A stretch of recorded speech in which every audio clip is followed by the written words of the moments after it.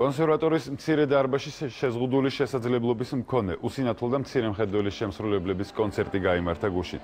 ღონისძიებაზე სხვადასხვა თაობის უსინათლო შემსრულებლებმა კლასიკური და ხალხური კომპოზიციები შეასრულეს. კონცერტში ჩაერთნენ ფოლკლორული ანსამბლები და პიანისტებიც.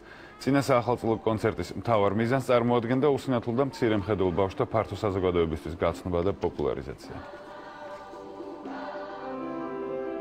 ახალწლო კონცერტებს მენელს შეიძლება მოესმინა 7 სხვადასხვა ანსამბლის და შემსრულებლის მიერ შესრულებული, როგორც ქართული, ასევე უცხოური სიმღერები, ხალხური საკრავების გადასარევი გუნდი არის, აგრეთვე ბავშვები, ყოველთვის ძალიან მინდა რომ ბავშვები აღნიშნო, იმიტომ რომ ისინი არიან მართლა თვალსაჩინო მაგალითი იმის, რომ უსინათლო ადამიანებისთვის შესაძლებელია ყველაფრის მიცემა სწავლება, თუ სწორ ფორმებს შევარჩევთ. ეს ძალიან მნიშვნელოვანი აქციაა და მე ვფიქრობ, ეს არის იმ ბარიერების ნგრევა, რომელი ბარიერების აღმართულია ასე ვთქვათ, შეზღუდული შესაძლებლობის მქონე ადამიანებსა და ჩვეულებრივ ადამიანებს შორის.